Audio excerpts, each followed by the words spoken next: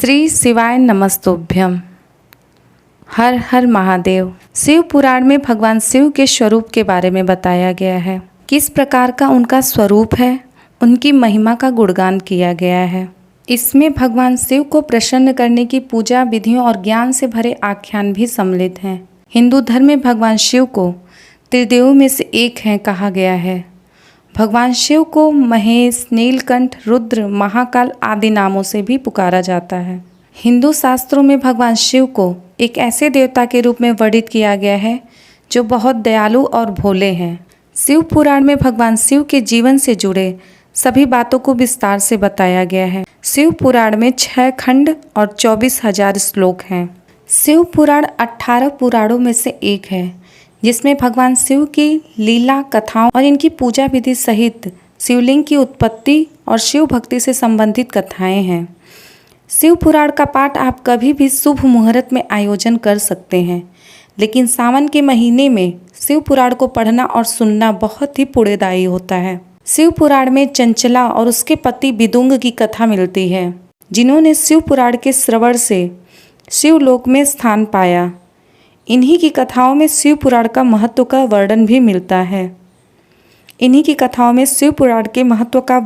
मिलता है। साथ ही महर्षि व्यास जी के शिष्य सूत जी बताते हैं कि किस प्रकार से शिव पुराण को श्रवण करना चाहिए और इसे सुनने वालों को किन किन नियमों का पालन करना चाहिए। शिव पुराण सुनने वालों के लिए जरूरी नियम। शिव पुराण का आयोजन जब भी करे तो संभव हो तो सभी मित्रों, कुटुंबों और जो भी इसे सुनने की इच्छा रखते हों उन्हें इसकी सूचना दें ताकि वह भी इसके श्रवण का लाभ ले पाएं। शिव पुराण कथा श्रवण से पहले यह संकल्प करें कि आप ध्यान पूर्वक कथा का श्रवण करेंगे और मन को भगवान शिव में लगाएंगे। जब तक शिव पुराण का पाठ हर दिन समाप्त न हो जाए तब तक निराहार रहकर कथा का श्रवण करना चाहिए। शिव पुराण श्रवण और पाठ का संकल्प लेने वाले को जब तक पूरा पाठ समाप्त न हो जाए एक ही समय भोजन करना चाहिए।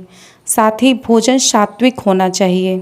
शिव पुराण की कथा जब तक आप सुन रहे हो, यानी जितने दिनों तक शिव पुराण की कथा चले, तब तक मसूर की दाल, गाजर, बासी भोजन, हींग, लहसुन, प्याज के अलावा मांस, मदिरा के सेवन से परहेज रखना चाहिए। शिव पुराण की कथा सुनने वाले व्यक्ति को उस समय अवधि तक ब्रह्मचर्य का पालन जरूर करना चाहिए जब तक कि कथा का समापन नहीं हो जाए। हर दिन शिव पुराण की कथा आरंभ और समाप्त होने पर शिव पुराण की पूजा करनी चाहिए और अगर किसी पंडित से पाठ करवा रहे हो तो उसे प्रणाम करके दान दक्षिणा देना चाहिए। शिव पुराण में वर्णित 10 महत्वपूर्ण बातें कौन कौन सी हैं, आइए जानते हैं शिव पुराण में वर्णित 10 महत्वपूर्ण बातें।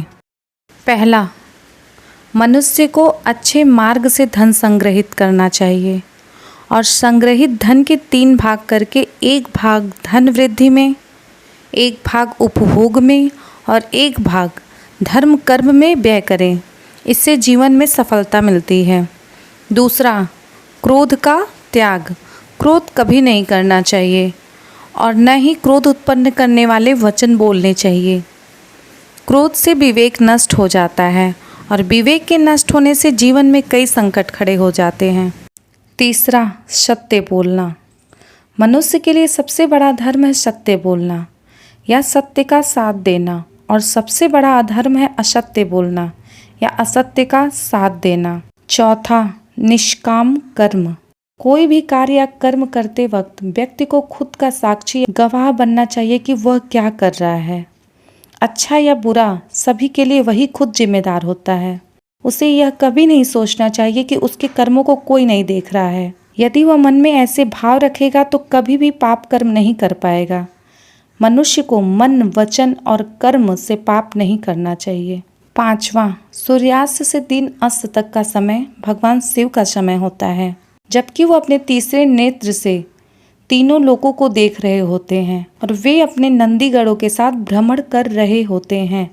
इस समय व्यक्ति को यदि कटु वचन कहता है, कलह क्रोध करता है, सहवास करता है, भोजन करता है, यात्रा करता है या कोई पाप कर्म करता है तो उसे घोर अहित होता है। छठवां, भोजन का त्याग।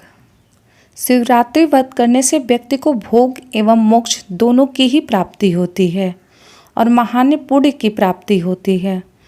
पूर्ण कर्मों से भाग्य उदय होता है और व्यक्ति को सुख मिलता है, सुख की प्राप्ति होती है। 7वां, अनावश्यक इच्छाओं का त्याग। मनुष्य की इच्छाओं से बड़ा कोई दुख नहीं होता। मनुष्य अपनी इच्छाओं के जाल में फंस जाता है तो अपना जीवन नष्ट कर लेता है। अतः अनावश्यक इच्छाओं को त्याग देने से महासुख की प्राप्ति होती है। 8वां, मोह का त्याग। संसार में प्रत्येक मनुष्य को किसी न किसी वस्तु, व्यक्ति या परिस्थिति से मोह या लगाव हो जाता है। यह मोह या लगाव ही हमारे दुख और असफलता का कारण होते हैं। निर्मोही रहकर निष्काम कर्म करने से आनंद और सफलता की प्राप्ति होती है। 9, सकारात्मक कल्पना।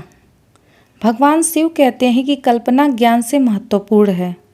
हम जैसी कल्पना और विचार करते हैं वैसे ही हो जाते हैं। सपना भी कल्पना है। शिव ने इस आधार पर ध्यान की 112 विधियों का विकास किया है। हमें अच्छी कल्पना करनी चाहिए। 10वां, पशु नहीं आदमी बनो। मनुष्य में जब तक राग, द्वेष, ईर्ष्या, वैमनस्य, अपमान तथा हिंसा जैसी अनेक पार्श्विक वृत्तियां रहती हैं, आदमी कुछ इस तरह का पशु है जिसमें सभी तरह के पशु और पक्षियों की प्रवृत्तियां विद्यमान हैं। आदमी में मन का ज़्यादा सक्रिय होने के कारण ही उसे मनुष्य कहा जाता है, क्योंकि वह अपने मन के अधीन ही रहता है। दोस्तों, आपको यह वीडियो कैसी लगी कमेंट करके बताएं और चैनल को सब्सक्राइब करें, लाइक एंड शेयर करें।